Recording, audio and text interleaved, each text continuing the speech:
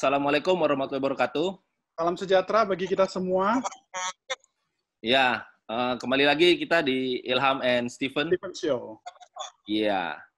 Jadi ini besok, ini kita sudah memasuki bulan puasa ya. Jadi mungkin di masa-masa sekarang dari rumah kita banyak yang perlu kita tambahlah ilmu kita bagaimana supaya tetap sehat selama bulan puasa. Jadi hari ini kita mengundang Dr. Mutia Winanda, spesialis gizi klinik juga.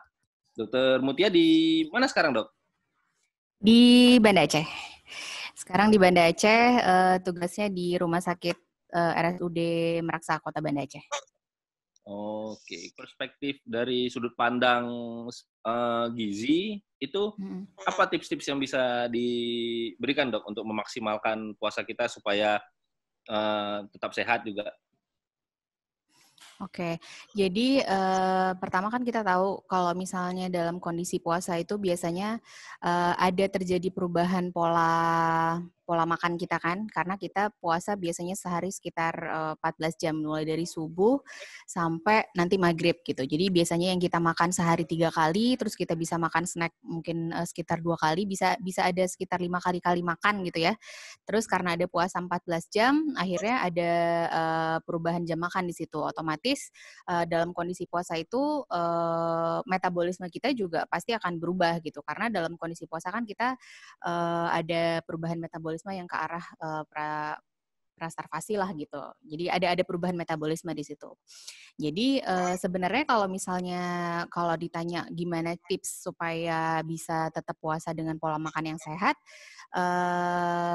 sama aja sebenarnya kalau misalnya kita nggak puasa, cuman bedanya kita memindahkan aja nih jam makan kita yang tadinya kita nggak makan, kita pindahin pada saat kita lagi nggak berpuasa gitu. Jadi tetap menganut pola makan yang sehat, jamnya aja yang kita pindahin gitu. Jadi pada saat sahur, berbuka puasa, dan sebelum biasanya habis tarawih sebelum tidur itu harus menggunakan pola gizi seimbang juga gitu. Jadi aktivitas fisik juga tetap bisa dilakukan dengan biasa aja gitu.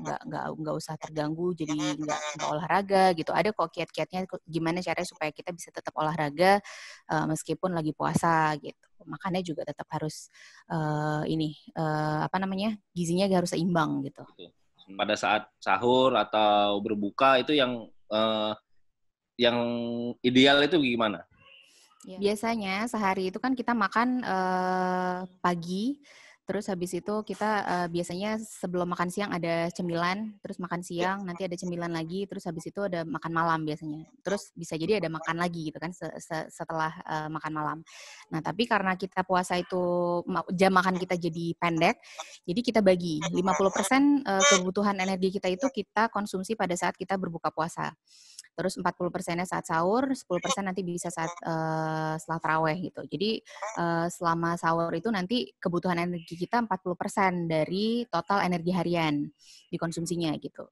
Terus pas buka puasa 50%-nya, setelah tarawih itu kecil aja 10% dari total energi harian. Jadi artinya setelah tarawih itu justru kita nggak boleh makan yang terlalu berat gitu kan. Kadang-kadang kita lagi puasa makannya jadi berlebihan justru. Ada yang setelah puasa berat badannya malah naik karena ternyata kebutuhan konsumsi energinya jadi lebih banyak ketimbang dia nggak puasa gitu. Karena itu tadi harusnya kita 50% pada saat kita berbuka itu dicukupi di situ.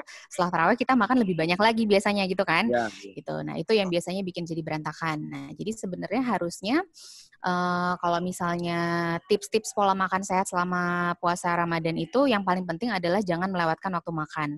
Jadi jangan melewatkan waktu sahur. Kadang-kadang ada yang mungkin malas bangun atau malas menyiapkan sahur, akhirnya ya udahlah skip aja sahur, nanti mungkin udah terbiasa nggak makan sahur atau udah terbiasa nggak sarapan, jadi dia nggak mau makan sahur gitu. Sebaiknya sih jangan. Jadi tetap harus makan sahur. Terus buka puasa juga otomatis buka puasa udah nggak mungkin pasti dilewatin ya. Biasanya sahur yang sering di skip gitu. Nah, terus pada saat sahur itu lebih bagus makan sedekat mungkin dengan waktu subuh. Jadi jangan makannya itu jauh, misalnya jam 2 gitu. Subuhnya kan masih jam 4 misalnya. Itu terlalu jauh jaraknya dari kita makan sampai waktu subuh. Jadi sebisa mungkin kita makan itu mendekati waktu imsak gitu. Jadi yang dimakan juga harus yang bergizi seimbang, lengkap. Artinya ada karbohidratnya di situ, ada lauk ada proteinnya, ada lemak yang baik, ada sayur dan buah untuk vitamin dan mineralnya gitu. Jadi semuanya lengkap. Jangan cuma makan roti aja atau jangan cuma makan lauknya telur aja kayak gitu. Jadi semuanya harus lengkap. Sama aja kayak kita lagi makan pagi atau lagi makan siang, tapi ini kita pindahin jamnya ke makan sahur gitu, jam-jam sahur. Terus pada saat buka puasa nanti biasanya kan kita itu kalau tradisi kita kan makan kurma kan biasanya kan, atau iftarnya itu pakai yang sesuatu yang manis. Itu memang disarankan seperti itu. Jadi kita mulai dengan yang ringan yang mengandung karbohidrat sederhana. Contohnya kurma itu karena untuk mengganti energi kita yang hilang setelah kita 14 jam berpuasa gitu. Kan udah panjang tuh energi kita, udah cadangan energi kita udah banyak yang habis. Jadi kita butuh sesuatu yang cepat menaikkan kadar gula darah untuk mengganti energi yang banyak yang hilang itu. Itulah kenapa kurma itu bagus dikonsumsi untuk makanan berbuka puasa gitu. Kemudian setelah kita membatalkan puasa, sholat maghrib dulu, baru nanti kita makan yang berat gitu. Jadi lebih bagus jangan langsung makan berat pada saat kita buka puasa itu, karena perut kita udah kosong terlalu lama, itu nggak bagus juga untuk pencernaan kalau kita langsung makan yang berat. Jadi bagusnya sholat maghrib dulu, nanti setelah maghrib baru nanti kita makannya yang berat gitu. Makannya juga itu sama dengan makan sahur, jadi porsinya harus yang gizinya seimbang. Di sini kan ada contohnya nih menu misalnya pada saat sahur kira-kira gimana, pada saat berbuka kira-kira apa, harus ada nasi putih misalnya sebagai karbohidratnya. Terus ada lauk hewaninya, ada lauk nabatinya, ada sayurnya gitu, dan jangan lupa juga minum air yang cukup pada saat kita selama berpuasa. Kadang-kadang kita jadi kurang minum kan selama puasa kan, karena di 14 jam yang kita nggak minum-minum itu, pada saat kita harusnya bisa minum, tapi kita nggak mau banyak minum air putih, malah cenderung banyak minum minuman yang manis, kayak ya segala macam es itulah yang kalau puasa gampang ditemukan gitu kan. Banyak tuh. Itu gampang tuh biasanya dicari, air putih jadi males minum justru ya kan. Ya. Gitu. Jadi harusnya ini ada panduan, kira-kira gambaran. Sebenarnya ini personal sih, maksudnya bisa dipersonalisasi, terserah gimana enaknya, tapi kira-kira gampangnya kayak gini. Jadi supaya kita tetap bisa mencukupi 1 gelas, kan 8 hari 8 hari. Sehari 8 gelas anjurannya ya.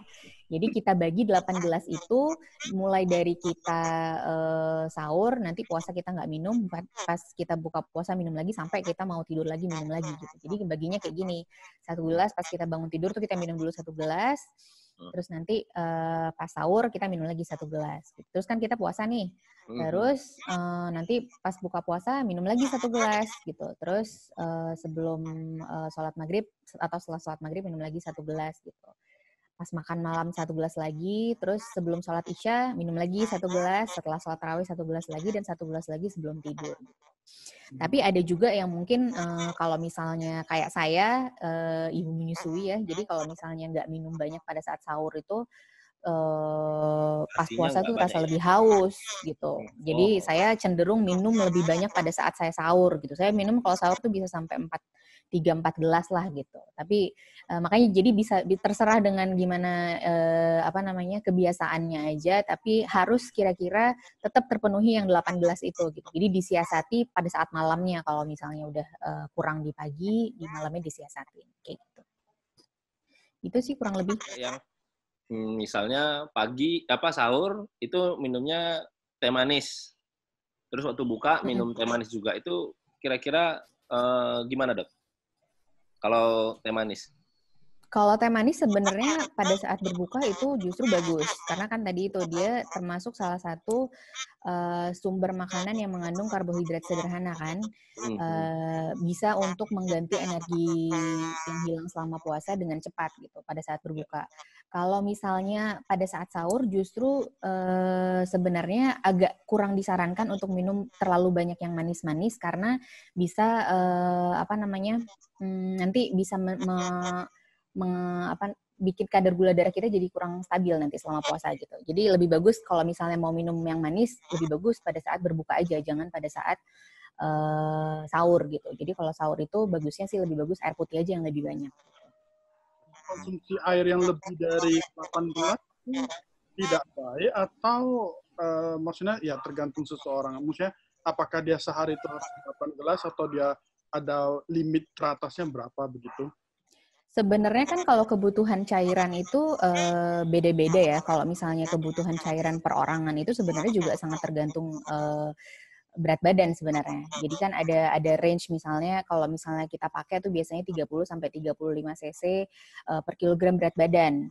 Dan itu juga biasanya kalau misalnya ada tergantung usia juga kan. Kalau misalnya anak-anak pasti kebutuhannya juga beda gitu. Tapi rata-rata tuh sekitar 18 gitu. Kalau misalnya limit teratasnya mungkin nanti bisa dihitung per kilogram berat badannya individunya gitu. Jadi berapa cc dia harusnya lebih banyak maksimalnya gitu, minumnya seberapa banyak gitu. Jadi dok, ini kan selama puasa ini kan banyak anggapan tuh beberapa orang yang mau, wah pas puasa nih sekalian diet juga gitu. Apakah bisa berlaku nggak puasa Ramadan ini dipakai untuk diet? Atau bisa ada trik-trik khususnya atau tips-tipsnya khusus untuk supaya ini supaya berhasil menjadi diet gitu? Bisa. Jadi memang kan udah banyak juga kan penelitian yang menunjukkan bahwa pada saat bulan Ramadan itu di minggu pertama dan minggu kedua itu terutama banyak terjadi penurunan berat badan di situ. Jadi kalau misalnya mau menggunakan momen Ramadan ini untuk menurunkan berat badan itu sebenarnya sangat-sangat mungkin gitu dan memang sangat-sangat bisa gitu dan memang udah ada penelitiannya juga kan. Selain dengan berat badan yang turun biasanya profil lipid, terus kadar gula darah itu semuanya ikutan jadi membaik gitu selama puasa gitu. Itu kan manfaatnya ya, manfaat dari puasanya gitu. Jadi dengan syarat pada saat kita menjalankan puasa, kita nggak mengkonsumsi energi yang berlebihan dibandingkan pada saat kita nggak puasa gitu. Seringnya jadi gagal nggak bisa turun berat badannya karena itu tadi pada saat berbuka kita mengkonsumsi jumlah energi yang jauh lebih banyak ketimbang pas kita nggak puasa. Biasanya kita konsumsi buka puasa aja kita udah pakai gorengan nih misalnya. Terus habis itu kita minum es yang es campur atau apalah itu yang manis-manis itu kan. Iya, terus habis itu nanti kita makan lagi habis itu kita ada makan beratnya lagi gitu kan. Terus biasanya habis tarawih lapar lagi, makan lagi gitu kan. Gitu. Jadi itu yang biasanya jadi nggak bisa untuk penurunan berat badan tuh justru itu gitu. Tapi kalau misalnya kita tetap ikutin pada saat sahur kita makan dengan kalori yang cukup. Terus habis itu pada saat buka puasa juga kita tahan-tahan jangan dibalas dendam semuanya. Biasanya berat badannya pasti akan turun gitu. Karena udah pasti pada saat puasa Ramadan itu ada defisit kalori di situ. Kita makan biasanya jadi nggak harusnya ya nggak sebanyak pada saat kita nggak puasa gitu. Ada defisit kalori harian di situ. Jadi pasti akan turun berat badannya kalau misalnya kita makannya nggak berlebih. Mungkin panduan sederhananya kayak yang tadi ya dok ya, yang tips yang tadi pola makan sehat tadi itu sebenarnya sudah cukup untuk ya yang tadi ini ya. Ya, yang tadi ini kalau kita tidak untuk menurunkan berat badan. Kalau misalnya mau menurunkan berat badan di sini tinggal main di porsinya aja. Jadi misalnya kan kayak di sini nasi putih atau nasi merah 2 porsi nih. Di sini kita bisa mainin di porsinya. Jadi misalnya porsi nasinya bisa kita kurangin, porsi nasi di buka puasanya juga bisa kita kurangin gitu. Main di porsi aja. Tapi polanya harus kurang lebih harus seperti ini. Jadi jangan sampai kita turun berat badan, tapi yang turun itu cuman air gitu. Jadi nggak bagus komposisi tubuh kita karena kita misalnya kayak sahur cuman makan buah aja gitu. Karena kita mau kurus nih, sahur kita cuman makan buah aja, terus buka puasa nggak makan nasi. Itu kan udah kacau balau tuh, karbonya nggak ada, terus habis itu proteinnya nggak ada gitu kan. Jadi kaidahnya harus tetap seperti ini. Nanti kita main di porsi aja untuk untuk menurunkan berat badan gitu. Contoh karbohidrat kompleks tuh tadi misalnya nasi merah, terus habis itu jagung, terus habis itu kentang, tapi kentang yang dimakan dengan kulitnya. Kalau misalnya kentang yang kulitnya udah dikupas tuh sebenarnya seratnya udah nggak ada gitu. Roti gandum kayak gitu. Oatmeal itu juga termasuk salah satu contoh karbohidrat kompleks.